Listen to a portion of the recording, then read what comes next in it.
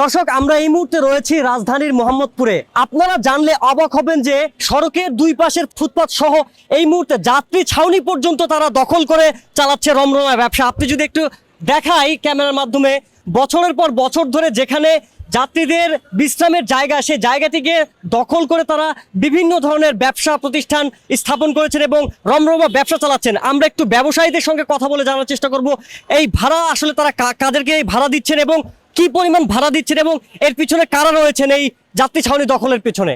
বাংলাদেশ সড়ক পরিবহন কর্পোরেশনের ভাড়া দেন। আমরা ভাড়া দিই। যাত্রী ছাউনিতে কেন আপনার দোকান যাত্রী ছাউনিতে কেন বসেছেন? যাত্রী ছাউনি আমরা ওরা দোকান করে দিছে। আমরা বরাদ্দ ডকুমেন্ট আছে। আমরা বরাদ্দ গীত। বরাদ্দের কাগজ আছে? হ্যাঁ হ্যাঁ সব আছে, আচ্ছা, বরাদ্দের কাগজ তাহলে সব আছে। প্রত্যেকটি দোকান আলাদা আলাদা ভাড়া স্যার। ভাড়া দিয়ে বাংলাদেশ সড়ক পরিবহন কর্পোরেশন। এই দোকান হইলো 3500 কত টাকা লেখা আছে স্যার।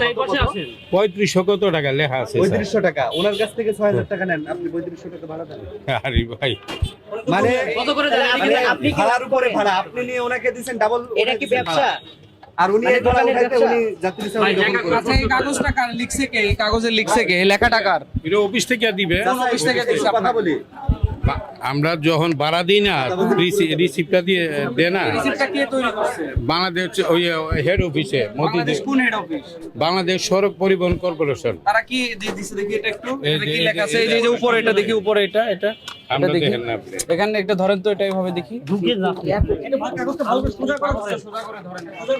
এখানে কি লেখা আছে দেখেন তো। এখানে লেখা আছে যে মোহাম্মদপুর যাত্রী ছাউনি ভাড়া প্রসঙ্গে পরিশোধ সংক্রান্ত। তাহলে আপনারা এই যে যাত্রী ছাউনি ভাড়া দিয়ে পাচ্ছেন, হ্যাঁ?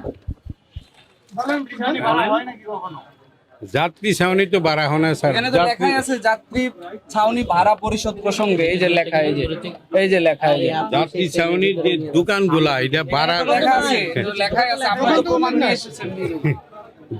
দোকানই স্যার। প্রত্যেকটি দোকানে আলাদা আলাদা 4টা 5টা দোকান আছে। এই যে জিনিসটা এটা কি দোকানের ভিতরে না বাইরে?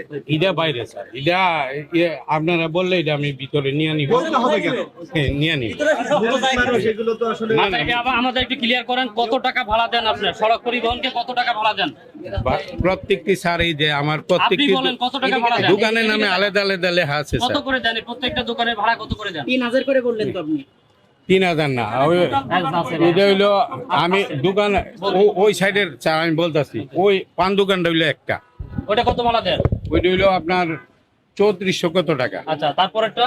তারপরে একটা হইলো 7000 কত টাকা। আচ্ছা, এরপরে এটা হইলো 2700 কত টাকা বা এই ধরনের।